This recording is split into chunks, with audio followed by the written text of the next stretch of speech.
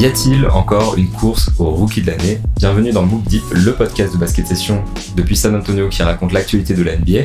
Aujourd'hui, je suis avec, j'ai envie de dire, un ami et presque un vétéran, quelqu'un qui a survécu à quelque chose ces derniers temps, Maxime Aubin, qui travaille pour l'équipe, qui du coup est de retour à San Antonio après une petite période de convalescence en France quand même. Ça fait du bien de revenir ici? De ouf. Alors déjà vétéran, j'aime pas bien le terme, ça fait un peu non, mais ça fait un peu vieux et tout, mais c'est pas pour le côté. on a quelques cheveux blancs, on commence à vieillir, c'est vrai. T'as vécu des choses, t'as contribué pour la cause, donc t'es un vétéran pour moi. C'est un bonheur d'être là, franchement, d'être de retour. Je suis rentré il y a 2 jours. Effectivement, pour ceux qui savent pas, ouais, j'étais coincé en France pendant 2 mois là, parce que j'ai eu un accident de moto. Donc coupé en pleine saison, en pleine couverture des Spurs et de Wembanyama, donc un peu relou, mais voilà.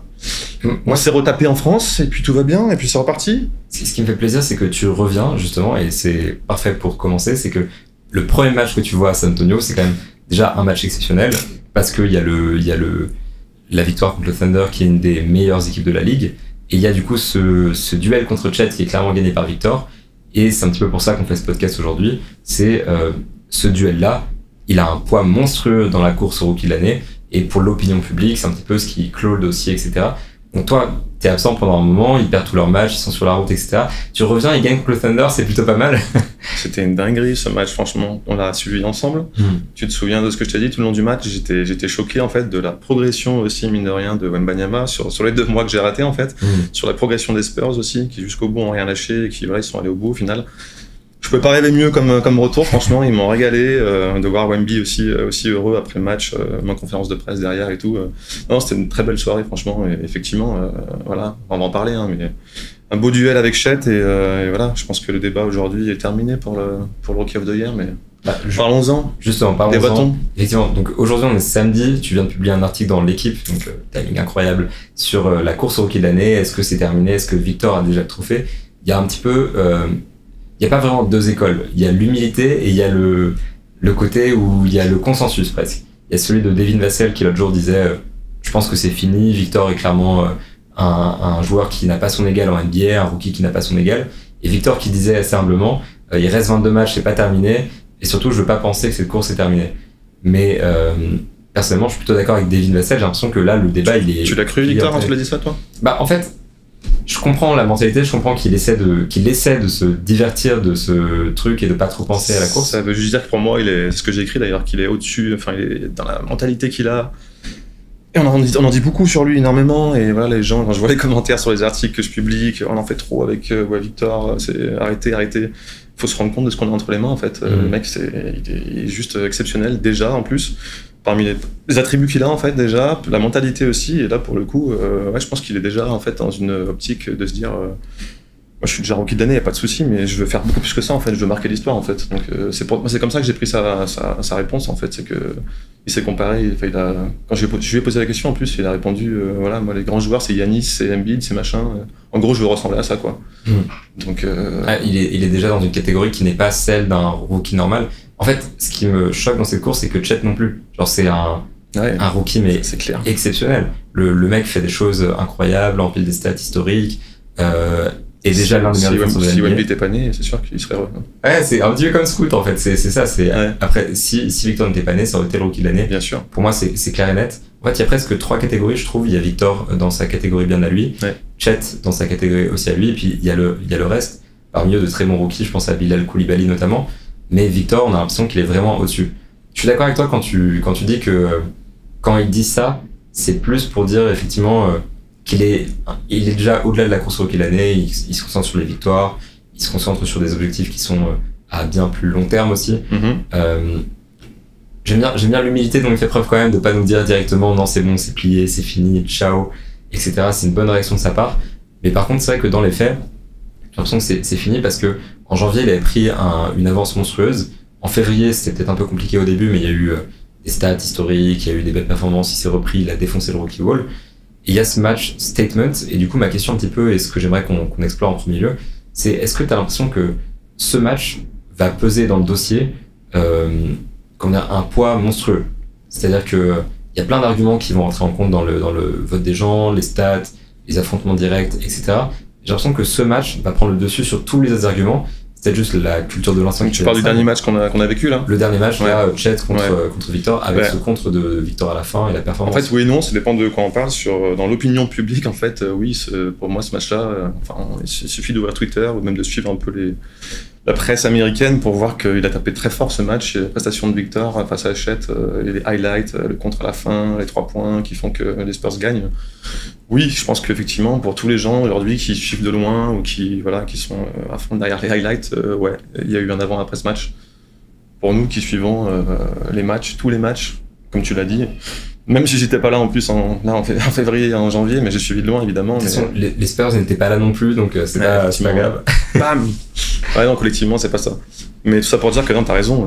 Janvier, je crois que son mois de janvier, Victor, enfin la progression qu'il a eu en fait par rapport au début de saison, en janvier là, je crois qu'il tape un mois où il est à 24 points, 10 rebonds, 4 contre. T'es le roi de la stat, tu me diras précisément. Je suis nul les mains vides. Hein, je sais bien, mais c'est pas grave. T'as raison. Il fait un mois exceptionnel.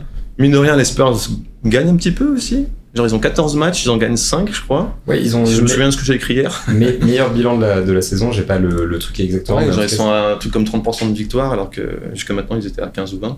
Puis dans les défaites, il y a des défaites comme celle contre Milwaukee. Où ils s'accrochent tout le long et ils sont pas loin de score à la fin. Ouais. C'est ça, et puis même quand il perd, en fait, il empile les stats, etc. Ouais. Donc, je confirme, c'est 24 points, 9,6 rebonds, il n'était pas encore en double-double de moyenne. Là, il l'est en l'occurrence. Là, il est sur le mois de février, il a plus de 10 rebonds. Et par contre, la vitesse qu'il a pris à ce moment-là est phénoménale. D'ailleurs, il chope la distinction de rookie du mois en janvier. En janvier, c'est son premier rookie du mois. Enfin, en février, ça va être la même chose. En février, si c'est pas ça, c'est un vol en fait. Et on se souvient de ce qu'il avait dit en décembre. Enfin, début janvier du coup, parce qu'il avait raté les 2 premiers, c'est ça? Ouais. Il rate les 2 premiers, c'est Chet qui gagne les 2 premiers. Normal, parce que le bilan collectif de Casey est tellement exceptionnel, quoi. Mais décembre, c'était intéressant. En plus, tu l'as entendu autant que moi là. Il disait que ça l'avait fait chier et qu'il voulait make a statement, quoi. Dire marquer les esprits, qu'à partir de ce moment-là où il avait vu que Chet avait chopé encore le rookie du mois, que chaque match ce serait un statement. Et il a délivré derrière de façon incroyable, quoi. Bah c'est ça en fait. Depuis ça fait rire que tu dis ça parce que justement j'avais tweeté la déclaration. C'était le 4 janvier, j'ai check parce que je voulais reposer la question à Victor l'autre jour. Ouais. Et en fait les gens la ressortent cette décla maintenant en disant c'est bon, il avait pas menti, il a plié le truc, etc.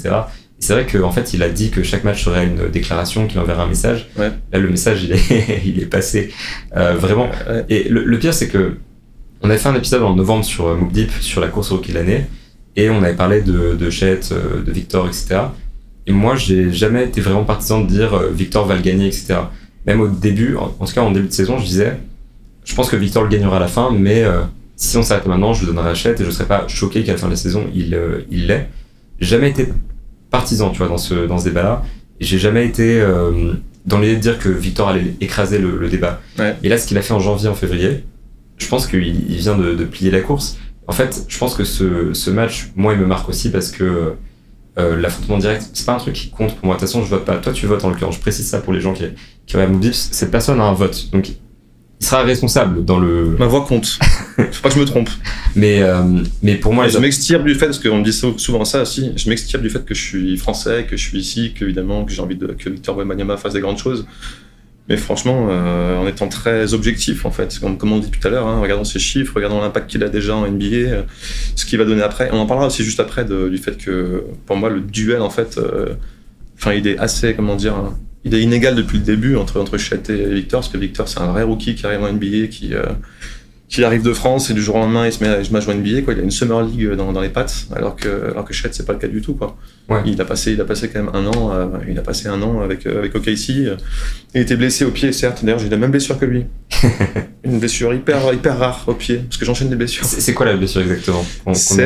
Alors en français, le Liz Frank joint, c'est-à-dire qu'on a une articulation sur le pied, au niveau au cou du pied en fait. On la sent très peu en fait, et quand on se casse cette articulation-là, on a l'impression en fait que c'est une entorse de cheville, toute simple. Donc en fait, moi j'ai mis 1 an à ce qu'on comprenne que j'avais ça, parce que tous les médecins te disent t'as une entorse en fait. Et en fait non, c'est pas ça. Donc lui a la chance d'avoir des grands médecins, et très vite on a compris ce qu'il avait, quoi.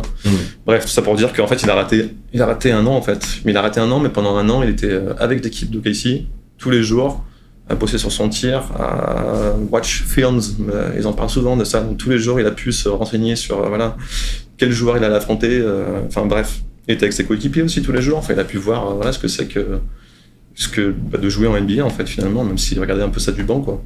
Donc je pense que ça a été voilà. Malgré tout ça en fait aussi on peut dire qu'au final tu vois Victor il arrive à être au-dessus alors que Chet il a quand même mine de rien un peu d'expérience tu vois. Moi je suis assez d'accord avec ça. Je pense que ça devrait pas le discréditer dans la course au rookie de l'année dans le sens où il faut bien qu'à un moment il puisse le gagner ce trophée-là. Ce serait pas juste qu'il soit disqualifié parce qu'il a une saison off. Pour moi ça lui donne juste pour dire que Victor ça lui donne encore plus de crédit quoi. Mais je suis d'accord avec toi sur le fait qu'il a de l'avance et que Victor il découvre le truc et qu'en découvrant le truc il prend déjà un pas. Et au-delà du ce que tu soulignes c'est intéressant. Et il y a en plus un truc qui pour moi est essentiel, c'est la différence de rôle.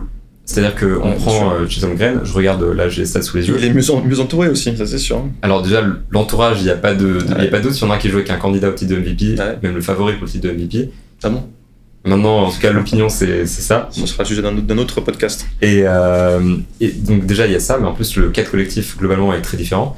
Et le rôle, surtout, est carrément différent. Je prends les stats, tu vois, qui, moi, m'intéressent par rapport à ça. Il y a une stat qui s'appelle le load, qui est un petit peu la quantification du nombre d'actions dans lesquelles il est directement impliqué en attaque. Pour Chet, c'est 29,9. Je pose ça là. Il garde le ballon 12,5% du temps. C'est-à-dire qu'il joue majoritairement sans la balle. Et une stat qui m'intéresse pas mal, il prend sur 36 minutes environ 4,8 3 points en catch and shoot. Et donc il a réussi à 42%. Donc il a pas beaucoup de tirs ouverts parce que les défenseurs le couvrent, etc. Mais je veux dire, on crée le jeu pour lui. Il crée aussi un petit peu, mais on crée surtout le jeu pour lui. Il a un rôle du coup mineur. Il joue beaucoup sans la balle. En fait, il est dans un rôle de complément. Maintenant, on prend Victor. Donc j'ai dit 29,9 de load pour Chet, ça veut dire 29,9 actions sur 100, 29,9% des actions, il est impliqué directement dedans. Victor c'est 45,3. 45,3 c'est dans le top de la ligue, c'est des stats à la... C'est à ce point-là, parce qu'il me semble que j'avais vu récemment, il y a quelques semaines, où c'était à, je sais pas, 35, 39, là il a 45. Il y a le usage sur lequel ils sont un petit peu... c'est quoi la différence entre le usage et cette stat-là? En fait la différence c'est que le load. Le usage prend en compte que les actions qui sont finies par le joueur, donc soit une ballon perdu, passe décisive ou un point. Et le load prend vraiment en compte l'implication directe dans le jeu, c'est-à-dire que t'as pas besoin de conclure l'action, t'as pas besoin d'inscrire une stat directement dessus, il faut que tu sois impliqué dedans directement. Et tu poses un écran à Vassell qui rentre un 3 points, c'est considéré comme dans le load? L'écran ça compte pas, il faut que tu aies la balle, il faut que tu sois... Il faut la toucher, Oui, il faut que tu touches la balle. Et donc 45,3%, en fait c'est après la même stat, c'est juste que je trouve que le load est plus précis et est moins biaisé par rapport à ce côté passe décisive. Et il y a le temps de possession du coup 12,5 pour Chet, 14,8 pour Victor. Ça paraît pas énorme, mais en fait c'est la différence entre un joueur qui joue majoritairement off-ball et un joueur qui joue beaucoup avec le ballon. Et quand tu regardes les catch and shoot, etc., en fait Victor il a 2,4 catch and shoot, il est pardon, j'ai pas la bonne stat, il a 3,8, donc moins que Chet. Il a réussi moins parce que du coup il est beaucoup plus défendu, il a beaucoup moins de tirs ouverts, et en fait là où tu vois la différence c'est qu'il prend tous ses tirs en pull-up.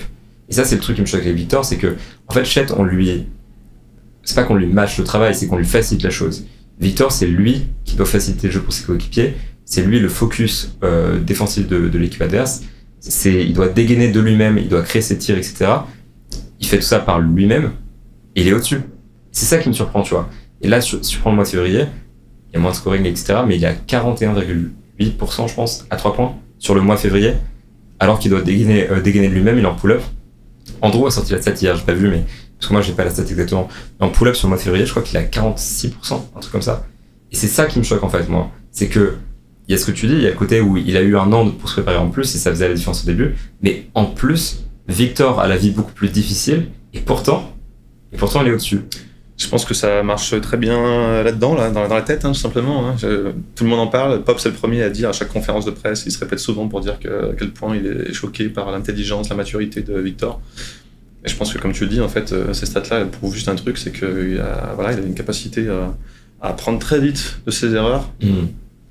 Et dans un rôle difficile en plus. Et t'as parlé d'une stat toute simple aussi, mais juste le temps de jeu aussi. Tu viens d'en parler et dire que Chet il jouait en moyenne 36 minutes en plus. Je sais pas si j'ai sorti la stat, mais. T'as parlé de 36 minutes, mais je sais pas si c'était sur un match. Ah oui, non, c'est sur 36 minutes parce que c'est quantifié par. C'est quoi la différence entre les deux du coup? Je devrais préciser. Faut que je vois, mais là, ma tablette est... Je pense que Chet a un peu plus de temps de jeu que Victor en plus. Non, j'ai pas exactement...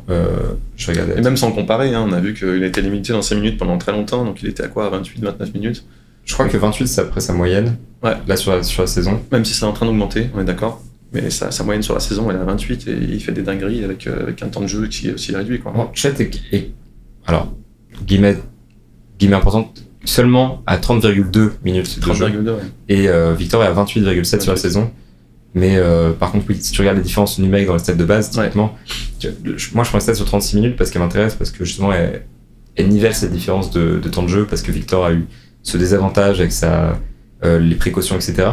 Mais malgré le temps de jeu restreint, effectivement, si tu regardes les stats directs, on sait que je suis pas fan de stats directs, enfin de stats bruts, mais Victor marque plus de points, il prend plus de rebonds, il fait plus de passes D, plus d'interceptions, plus de contres. Alors, il a des pourcentages inférieurs, mais du coup, ça s'explique parce que je disais justement avant, c'est parce que il prend les pull-ups, il est moins ouvert, il doit créer par lui-même, etc. En fait, il domine la course, il n'y a pas de débat là-dessus, ouais, c'est sûr. Je me suis posé la question juste d'un truc pour revenir là-dessus, sur le temps de jeu, sur à quel point c'était, son temps de jeu réduit, est-ce que c'était une volonté aussi, je sais pas, des Spurs aussi de... Je sais plus où j'ai lu ça en fait, ou je sais plus si on parlait d'un joueur qui en avait fait ça dans le passé avec Yanis, ou je sais plus qui, peu importe. Mais je serais pas surpris, connaissant l'intelligence de Pop et puis du staff des Spurs, que ça a été un peu volontaire aussi de leur part de dire tu vas apprendre de tes erreurs. Ça, c'était le but depuis le début, de le mettre un peu dans sa merde, entre guillemets. En début de saison, pas mettre Trey Jones, pas mettre de meneur, débrouille-toi. Et en plus, ensuite, de lui dire voilà, maintenant tu dois jouer sur 20-25 minutes. Et que ça te pousse aussi à progresser énormément, à prendre les bons shoots qu'il faut. Tu vois, si tu joues 25 ou 35 par exemple, t'as pas le choix si tu veux impacter le jeu que de devoir faire des meilleures décisions en fait. Donc je me demande à quel point aussi c'était peut-être volontaire, potentiel de la part des Spurs aussi, tu vois. C'est bon, j'ai pas vu ça comme ça, mais je suis assez d'accord avec toi. Je pense qu'il y a un truc là-dedans, et en plus je trouve que cette limite de minutes, ça lui a permis de... Enfin, au-delà des décisions, il y avait l'intensité. Vu qu'il joue que 25 minutes, il faut être intense tout le temps. Ouais. Et ça, pour moi, c'est un problème pour Victor quand il joue en France l'année dernière. Au début, quand il est arrivé en NBA, il n'avait pas un niveau d'énergie constant sur tout le match. Et là, du coup, sur 25 minutes, c'était constant, il rentre, il met... Il y avait ces matchs, tu sais, où on comptait vraiment les points par minute, parce que, en fait, toutes les minutes, il mettait 2 points, et après on le sortait parce qu'il y avait la limite de temps de jeu, les gens étaient frustrés en disant, en fait, si vous le laissez, il va marquer 20 points de plus, tu vois, sur le carton, quoi. Ouais. Et donc, il y a cette efficacité, intensité, etc. En fait, maintenant que le temps de jeu augmente, je trouve que, en fait, il garde la même intensité, et c'est ça qui me fait vraiment apprécier cette limite, le processus qu'ils ont eu avec lui. Et là où je me dis, c'est peut-être volontaire, effectivement, c'est peut-être réfléchi, c'est que du coup ça a permis aussi pour lui de s'ajuster au rythme de la NBA, et ça c'est plutôt réussi, ouais. C'est clair. C'est vrai qu'il y a des décisions en plus, je suis d'accord, ouais. Peut-être aussi un semblant de leadership qui est en train de se dessiner chez lui, là, en tout cas sur le dernier match par exemple, tu vois, de porter ses coronets en fin de match, de forcer la décision, de prendre le micro, de parler à la salle, de les chauffer. Enfin, comme tu le disais, je pense en France aussi avant, qu'au début en NBA, je trouve pour l'instant, je trouve qu'il manque un petit peu aussi de ça, même si ça l'empêchera pas, parce que c'est le sujet du jour d'être le rookie de l'année, mais je pense que s'il veut vraiment s'afficher comme un des meilleurs joueurs de la NBA, parce que c'est ça le next step aussi pour lui.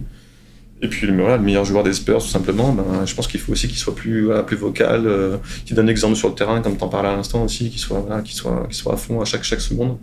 Qui donne l'exemple, donc ouais, à suivre, mais peut-être qu'on commence à aussi, peut-être qu'il est en train de développer ça aussi, j'espère en tout cas. Ça lui manque pour l'instant. Moi justement, je suis pas tout à fait d'accord, je trouvais que c'était plutôt pas mal dès le début de la saison, dans le sens où je pense au match contre les Rockets par exemple, tu sais, où il gagne en prolongation, je pense. Ouais. En fait, c'est lui qui prend les tirs dans le 4e quart-temps, c'est lui qui a les responsabilités, qui porte son statut de leader sur le terrain. Par contre, peut-être le côté où je te rejoins, c'est le côté... Début de saison, je me rappelle bien, il est juste clutch dans les fins de... Enfin, il est déjà bon, attention, mais il est très irrégulier dans les matchs. Et il a 4-5 matchs de suite où, dès les moments, enfin, dans le 4e quart-temps, dans le clutch time, où il est hyper décisif, quoi. C'est très amusant parce qu'en fait, j'avais parlé de ça justement dans des articles au début de saison. Ouais. Au début, c'était vraiment 4e quart-temps, c'était au-dessus de tout. Ouais. Et on se disait, en fait, il vit pour ces moments, il casse tout. Et après la période Phoenix, justement, c'était l'inverse, il démarrait fort et ensuite il était... C'est bizarre, il a ce profil particulier, j'ai envie de dire. C'est là aussi que je trouve qu'il a fait des progrès, c'est quand je parle de l'intensité sur tout le match, parce que maintenant, en fait, il commence souvent fort et il finit fort aussi, en fait. C'est que maintenant, il est assez régulier, assez constant. C'est encore un axe de progression majeur, mais ça s'améliore. Et par contre, je suis d'accord sur le côté où je trouve que dans l'attitude, dans le côté vocal, plus on avance, plus il progresse. De toute façon, il est voué à être le leader incontestable des Spurs. La question, ce sera à quel point. Parce que les Spurs ont eu une période où Tim Duncan n'a jamais été un leader extrêmement vocal. Moins qu'on puisse dire, c'est sûr. Ouais. Il a eu Tony Parker avec lui, qui a rarement été le le leader des Spurs en réalité. Il y a eu des périodes, on peut lui concéder ça, il n'y a pas de problème. Il va pas aimer ce que tu viens de dire, attends, oh là là. J'ai pas de problème avec... Tu vas être cancel. J'ai pas de problème si c'est factuel, mais... par contre, c'est vrai que Tony a eu un rôle de leader vocal pendant longtemps parce que C'était pas le franchise player des Spurs. Tony n'a pas été longtemps le franchise player des Spurs. Et je pense que les gens qui regardent l'équipe... Non, sur la durée, clairement pas, mais c'était un excellent joueur des Spurs, évidemment. Mais... Une légende, je suis d'accord. Ouais, bien sûr. Et c'est ça le pire, pour finir la parenthèse, c'est le pire avec les déclarations qu'on critique en ce moment de Tony Parker, c'est que on est obligé de rabaisser un petit peu les attentes, le souvenir et tout, alors que le mec est une légende et un joueur formidable et un MVP des finales, etc. Mais juste pas le franchise player des Spurs pendant 5-6 ans. Donc la question c'était par rapport au leadership de Victor, c'est quel genre de leader ça va être? Est-ce que ça va être un leader vraiment vocal comme LeBron James par exemple, ou est-ce que ça va être un leader par l'exemple comme Tim? Est-ce que c'est un mélange des deux? Il sera lui-même au final, mais je trouve que là justement ce qui se passe maintenant, c'est permettre de se définir lui-même, et c'est encore une différence qui est énorme entre Chet et Victor, c'est que Victor, il n'y a pas d'autre sur le terrain, c'est le leader des Spurs, il n'y a aucun doute là-dessus. Vocalement il commence à s'imposer. Chet est un joueur d'équipe formidable, a pris parfois ses responsabilités dans des matchs, en fin de match, etc. Il peut être clutch aussi, c'est pas le leader du Thunder, c'est peut-être même pas l'option numéro 2 du Thunder, il y a Jalen Williams qui est là aussi. Donc c'est aussi une différence qui est notable entre les deux et qui devrait pour moi compter dans la course au rookie de l'année, parce que Victor c'est le top guy de son équipe, il n'y a pas de doute là-dessus. Bien sûr, ouais. Et du coup ça pose la question de la progression aussi à long terme en fait, justement. Est-ce que finalement aussi ça ne dessert pas un peu d'être dans cette équipe d'OKC qui fonctionne si bien avec des si grands joueurs aussi? C'est que voilà, imaginons qu'ils continuent à cartonner comme ça, et pour combien de temps, qu'ils visent le titre pendant 4-5 ans, à quel point il va pouvoir évoluer, devenir un immense joueur, Chet, à quel point on va le laisser aussi se développer. Est-ce qu'on peut imaginer qu'il devienne une option numéro 2, numéro 1 bis, à côté de Shai? Je sais pas aussi non plus. C'est compliqué de savoir pour l'instant de voir ce qu'il peut donner sur le long terme. Comme tu le dis, il a un rôle bien défini pour l'instant. Donc aucun souci pour qu'il tourne à 20-10 pendant très longtemps, tu vois. Mais est-ce que ça peut devenir aussi une immense star de la ligue comme Victor? J'en ai aucune idée pour l'instant. C'est hyper dur à dire, je trouve. Je vois un peu de trajectoire comme un statut comme celui de Rudy Gobert pour Chet, dans le sens où son avantage est l'avantage de Victor, mais il n'a pas la question à se poser parce qu'il a son projet à lui. L'avantage de Chet, c'est que vu son impact défensif, de toute façon il sera toujours dans les top guys d'une équipe, il sera toujours dans les cadres, etc. Comme Rudy Wolves, Rudy c'est sans doute le numéro 2 des Wolves aujourd'hui. Numéro 3 peut-être si je sais pas où 4 et lui sont dans la hiérarchie exactement. Et ces questions-là en fait sont fictives, c'est des débats entre journalistes, entre fans, etc. Dans une équipe il n'y a pas vraiment de c'est toi le numéro 2, c'est toi le numéro 3, c'est toi machin. Pour moi juste c'était un numéro 2 parce que je fais la parenthèse parce que j'ai voté aussi pour les starters du All-Star Game, et pour moi Rudy devait y être 100 fois en fait. Pour moi aussi je suis d'accord. Et du coup c'est le deuxième meilleur joueur des Wolves, ça par contre je parle de starter, pardon, je parle des joueurs qui ont été choisis pour le Star Game en général en fait. Et à l'Ouest, voilà, c'est 4 qui est choisi, au final c'est pas Rudy, donc voilà, juste big up à toi Rudy parce que tu méritais d'y être, j'ai voté pour toi, et encore une fois c'est pas être français, c'est juste voir les faits en fait, et les faits c'est qu'ils sont promis à l'Ouest, c'est lui qui a changé l'équipe défensivement et qui voilà, il méritait d'y être carrément quoi. Mais la défense vend pas du rêve, je pense aussi pour ça que les joueurs comme le style de jeu de Rudy encore moins. Mais... Et Chet est plus impressionnant parce qu'il a il a le côté contreur spectaculaire, parce qu'offensivement il y a un monde entre Rudy et Chet, parce que Rudy est un défenseur formidable mais il est limité à un profil spécifique offensivement. Chet, et c'est ça qui est marrant en fait, c'est que c'est un joueur mais phénoménal. C'est un mec qui joue comme un ailier, qui a un skill set monstrueux, qui est déjà à un niveau technique qu'on ne devrait pas voir de la part d'un joueur de sa taille à cet âge-là. Par contre, c'est vrai qu'offensivement, ça restera l'option numéro 2, 3 pendant sans doute un moment. Par contre, son avantage, c'est que défensivement, c'est l'option numéro 1. Il y a très peu d'équipes dans lesquelles il pourrait être l'option numéro 2 défensivement. Je pense qu'il y a ce côté où il en a, en théorie, s'il suit son contrat rookie, etc., il en a pour minimum 8 ans au Thunder. Je peux voir le Thunder être un contender dès l'année prochaine, et donc lui qui lancera sa carrière un petit peu de la meilleure des manières, et après ça, rien n'empêche de devenir une star ailleurs. C'est vrai que je sais pas si offensivement un jour il pourra. Et c'est un petit peu la hot take que j'ai envie de faire, j'ai entendu ailleurs et j'ai envie de la reprendre. Ce qui me fait marrer, c'est que cette course au rookie de l'année, elle est... je pense qu'elle sera historique aussi parce que Victor est un joueur qui a un potentiel de gratter les sommets, le top 5 de l'histoire de la NBA. Pour moi, Chet sera un Hall of Famer. Pour moi, il y a c'est pas qu'il y a pas de doute, etc. Mais c'est ma hot take, entre guillemets, et je trouve que c'est même pas si hot que ça, c'est que Non, c'est vrai. Chet va être un Hall of Famer, ouais. Moi, je reviens juste sur ce qui me marque aussi, parce que le match d'il y a 2 jours, c'était ça, c'était bien il y a 2 jours.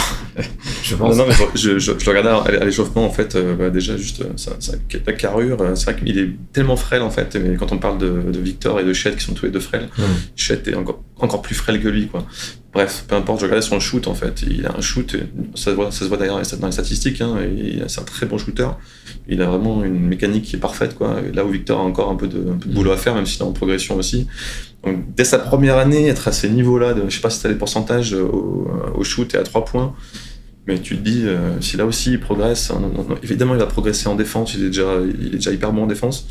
Si en plus derrière il arrive à améliorer encore son shoot, ça va faire peur à long terme. Là, ça me fait rougir parce que pour un joueur de sa taille et tout ça, elle est. Il est à 2,16, c'est ça? Ouais. Il est à 39,8% à 3 points sur la saison. Ah ouais, folie. Il est à 54,4% au tir. Donc tout ça, c'est aidé par le fait qu'il a des tirs ouverts, parce que quand la défense adverse se concentre sur Shai qui drive dans la raquette et que Shai kick out vers Chet, il a un meilleur tir que quand Victor arrive devant la ligne 3 points et prend ce 3 points un petit peu parce que, qui crée lui-même, etc. Il y a la différence de qualité de tir, et la qualité du shoot de Chet est incroyable et supérieure à celle de Victor. Je pense que techniquement, sur les fondamentaux du basket, il est au-dessus de Victor. Victor est plus talentueux, mais voilà, il est plus poli techniquement.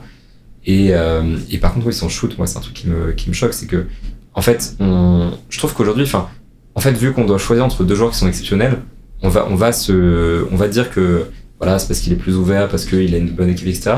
Mais pouvoir entrer 39,8% de ses 3 points à cette taille, ce n'est pas normal et c'est historique. Ouais, carrément. Donc, tu me fais penser à un truc, c'est lequel des deux, justement, est le plus soyeux, au final, tu vois? Lequel est le plus soyeux à regarder, au final? Franchement, c'est vrai que là, pour le coup, tu me poses une colle, parce que j'aurais presque tendance à dire Chet, tu vois.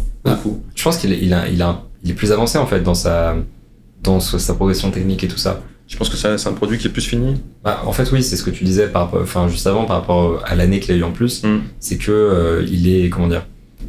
En fait, je pense que bosser pendant 1 an sur son tir, pas 1 an, parce qu'il y a une période où t'es vraiment blessé, tu peux rien faire, etc. Mais il a bossé sur son tir, il a dit lui-même. Et pas avec n'importe qui, avec Chip Engelland, du coup, qui. Juste, je sais pas si t'as vu les vidéos, mais il était avec sa botte, il était en plâtre et il shootait. Hein, tout à fait. Ouais. Je pense que dès qu'il a pu sortir de l'hôpital, il shootait. Je pense qu'il y a eu peut-être bien eu 9 mois.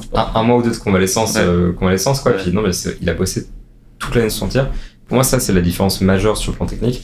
Je pense que Chet est peut-être plus soyeux, c'est dur à définir comme concept. Mais je pense qu'il est peut-être un peu plus soyeux aussi.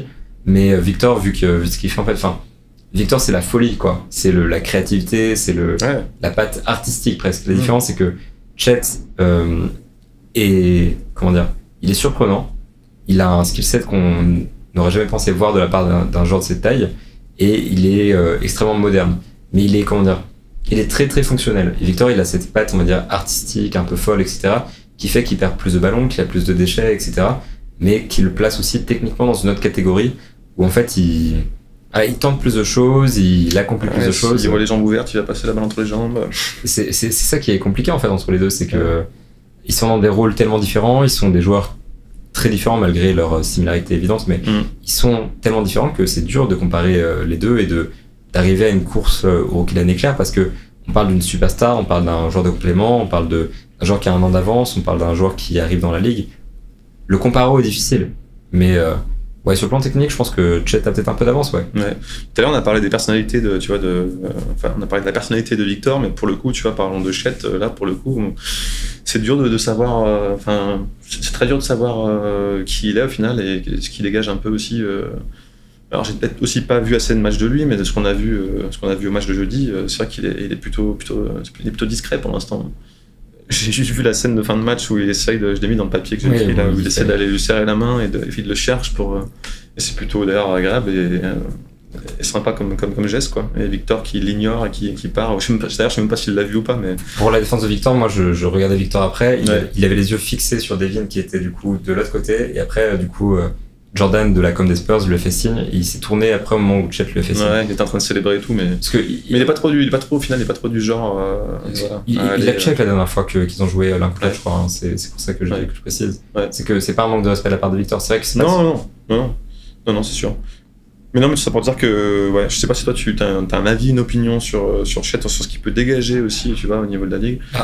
Moi, je suis depuis le lycée parce que ma joueuse préférée, Paige Bakers, vient du Minnesota, Chet vient du Minnesota, et du coup, moi, Paige a mis T'es un mec niche, toi, t'aimes bien Paige, c'est pas de la niche, c'est une star universitaire, mais par contre, c'est du basket universitaire. T'es intéressé à fond à l'équipe de Minnesota, c'est bien. Disons que j'étais pas intéressé par l'équipe du Minnesota, j'étais intéressé par le lycée de Paige, mais du coup, dans ses stories, il y avait Chet, etc. J'ai découvert Chet par Paige, donc merci Paige d'avoir mis la lumière sur Chet Holmgren. Si elle nous écoute, elle nous regarde. J'aimerais bien. Mais en fait, ouais, moi je le suis depuis un moment, et c'est vrai qu'il a toujours eu ce côté un peu discret, un peu team player. C'est ça que j'aime bien chez lui aussi, c'est que en fait il pourrait dire des choses, on lui donne l'opportunité, on lui tend des perches, et il a aussi la maturité, peut-être pas du niveau de Victor, mais il a une maturité exceptionnelle pour un rookie. Il a toujours eu d'aussi longtemps que je me souvienne, justement quand il était à Gonzaga aussi, en fait de toujours bien répondre, de toujours répondre dans un cadre collectif, toujours dire rookie de l'année, pareil, moi ça me passe au-dessus parce que c'est la victoire qui compte. C'est vrai qu'il est classe dans ses réponses en fait. En tout cas, les seules fois où moi j'ai pu le voir, ou répondre en interview, répondre par rapport au duel, et à chaque fois il se détache de ça, et à chaque fois il reconnaît aussi que l'autre est excellent, pas de problème. Enfin, il est très intelligent dans ses réponses aussi. Il est très, très mature. En fait, Victor, vu qu'il a 30 ans dans sa tête, c'est difficile à matcher. Et vu c'est quelqu'un de très affirmé, c'est un leader né. Je me souviens du papier de Brian Windhorst l'année dernière quand il était venu à Levallois, qui disait très directif, etc. Chet n'a pas ça, je pense. Par contre, il a la mentalité parfaite pour un team player, pour une seconde option, et à terme, il a quoi, 21 ans, je pense. Il a 21 ans, ouais.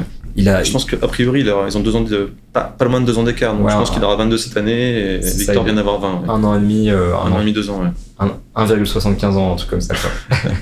mais donc, ouais, il est tout jeune. Enfin, en fait, c'est juste que Victor banalise le fait qu'un joueur de 20 ans réagisse comme ça, mais Chet est aussi très en avance. Il est plus jeune que Victor, il a ce côté jeune qui ressort, mais par contre, oui, mentalement, je trouve qu'il est aussi très intéressant.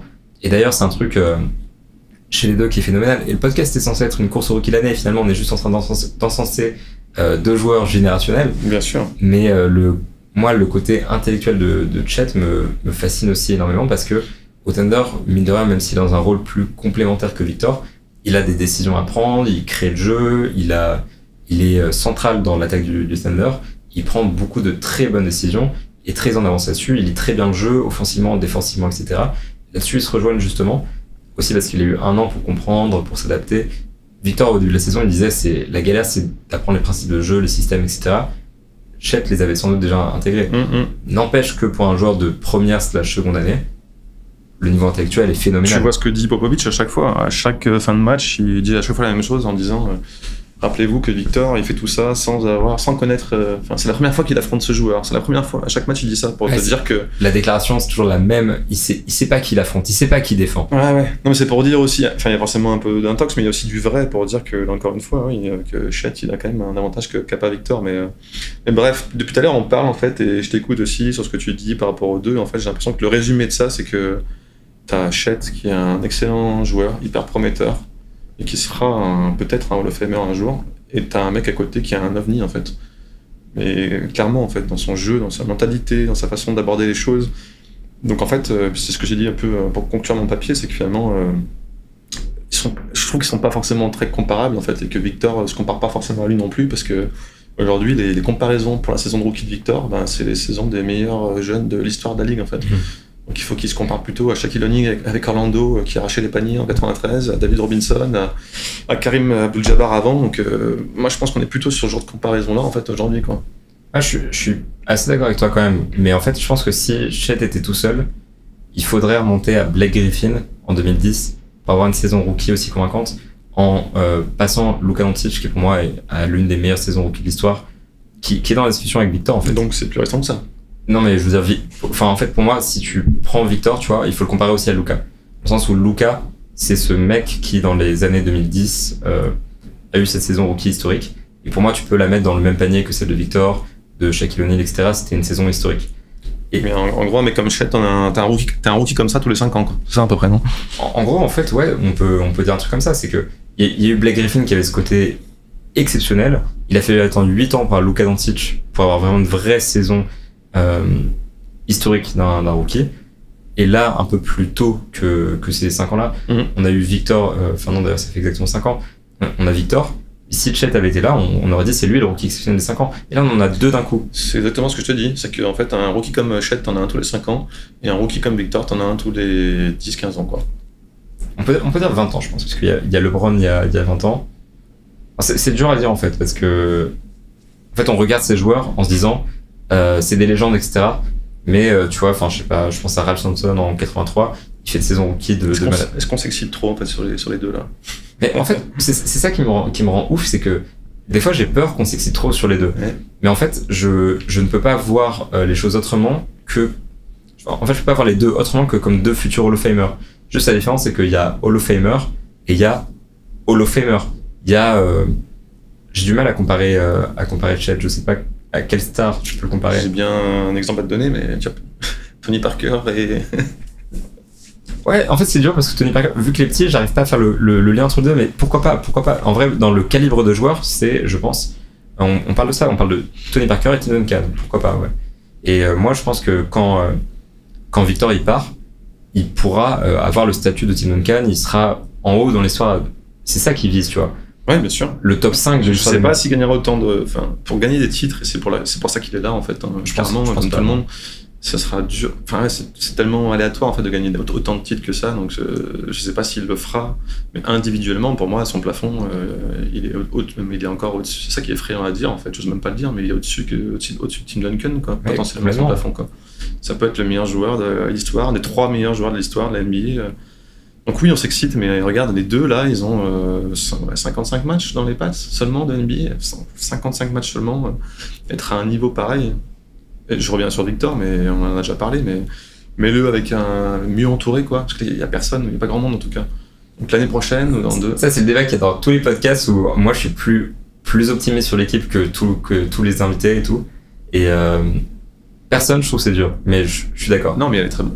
David Vassell est excellent, en train de devenir excellent. Ce sera un joueur qui va rester pour moi et qui va. Je voulais juste préciser parce que ce sera un soldat qui va faire des grandes choses avec les Spurs, je pense. Hein. Sohan aussi, je pense qu'il peut faire du taf.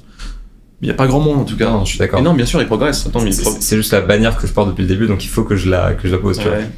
Mais je suis pas loin d'être d'accord sur le long terme. En fait, si on laisse leur temps, ces gars-là, ils finiront par être bons et ils ont un vrai potentiel, quoi. Mais mettre des vrais grands joueurs tout de suite, je veux dire, en fait, Victor, il peut faire, il peut mettre 40 points par match pendant une saison. Ça peut être une dinguerie, quoi. Ouais. En fait, moi, offensivement, enfin, après, j'ai vraiment sous-estimé. Si tu remontes sur les podcasts de l'année dernière, sur les lives qu'on avait fait et tout, je parle de Victor, en fait, tu verras que je l'ai sous-estimé de manière phénoménale. Ah, mais incroyable. Le niveau auquel j'ai sous-estimé, j'étais là en mode, ouais, non, je pense qu'il mettra 15 points, 8 rebonds, 2 contres par match, qui sera genre dans le top 10 des joueurs en défense, tu vois, ça je l'avais vu, ok, ça je l'avais accepté, mais pour moi, offensivement, il était loin, tu vois. Je suis assez content, j'étais en 20-10. Je me suis dit, si la saison est réussie, il est au moins en 20-10. T'es dessus complètement, hein. Il va finir un peu au-dessus, je pense. Ouais. Mais, non, mais enfin, moi, je l'ai un peu sous-estimé, donc je pense que j'ai encore du mal à dépasser ce cap. J'ai encore du mal à cerner le plafond offensif de Victor. Et quand on dit 40 points par match, j'ai encore ce moment où je bloque un peu, je me dis. Mais je suis allé un peu loin volontairement, mais. Mais je sais, mais en fait, c'est parce que ça me confronte à un truc qui est terrible. C'est j'ai cette logique dans le basket et dans la vie de manière générale je sais pas si t'as déjà joué à des MMORPG. Des quoi? Des RPG, des jeux de rôle, etc. Non, pas trop. C'est quand tu crées un personnage, quand tu le développes, etc. Tu dois choisir dans quelle statistique tu vas le faire progresser. Je sais pas, t'as un guerrier, tu vas mettre beaucoup de statistiques en force, t'as un mage, tu mets beaucoup de trucs en intelligence. Ouais. Ça aura du sens à la fin de la comparaison. Et j'attends, prends ton temps, on a le temps. Et du coup, toute la soirée. Le mage, il est pas fort, le guerrier, il est pas très intelligent, tu sais, enfin, monter une caractéristique veut dire que tu vas être pauvre dans les autres. Ouais. Et quand tu décides d'être bon partout, ça veut dire que t'es moyen partout. En fait, moi, ce qui me perturbe encore avec Victor, là où j'ai du mal à l'accepter, c'est que Victor est bon partout. Et que Victor peut être excellent partout. Et pour moi, ça, j'ai encore du mal, vraiment, tu vois. Parce que donc ça pourrait le desservir potentiellement offensivement, par exemple. Ça va jamais le desservir, en fait. Mais en fait, c'est juste que le plafond de Victor, je pense, dépasse la limite de mon imagination. En fait, il dépasse le principe de ce que j'imaginais possible chez un joueur, tu vois. Ouais. Et c'est dire, en fait, les gens vont me dire après que je suis dans l'excès, etc. Mais vraiment, c'est ça, c'est LeBron James, par exemple, est un joueur offensif merveilleux. Quand il jouait aux Heat, c'était un des meilleurs défenseurs de la ligue. Il a jamais été un talent, générationnel, historique des deux côtés du terrain. Karim Abdul-Jabbar l'a été dans une époque beaucoup plus éloignée, etc. Et il a eu un niveau de domination, je pense, supérieur à tous les joueurs qu'on met, au-dessus de lui dans la course, du meilleur joueur all-time. La domination qu'il a sur les joueurs était supérieure. Victor, on parle de ça, et on parle de ça, je pense, dans des proportions qui potentiellement sont supérieures. Donc je pense que j'ai encore du mal à accepter le fait que Victor, offensivement, en fait, peut être un des meilleurs joueurs de l'histoire de l'NBA. Pour moi, il a le potentiel de devenir le meilleur défenseur de l'histoire, et je pense que si tout se passe bien, il va le devenir. J'ai encore du mal d'accepter qu'il peut être dans peut-être le top 30 offensif, un truc comme ça. Et donc moi, je bloque encore là-dessus, tu vois. Et je suis d'accord, à terme, il peut marquer 30 points par match, en fait, et je pense qu'on a tous du mal parce qu'on voit quelque chose de nouveau en fait en face de nous en fait et qu'on n'a jamais vu ça avant en fait. Donc je pense qu'il est vraiment pionnier en fait potentiellement de ce à quoi va ressembler la ligue après. On l'a vu sur le match de jeudi, c'était le meilleur exemple possible avec des mecs qui savent faire des trucs absolument extraordinaires malgré leur taille. Et c'est vrai que ça fait des armes quand même de destruction massive quoi. Et de chaque côté pour le coup pour Victor, il est tellement complet déjà et une capacité à régner sur tous les niveaux du terrain. Donc, j'ai envie de te dire, on est bien San Antonio, il faut rester et puis il faut suivre ça avec attention parce qu'on va pas être déçu, je pense. Ouais.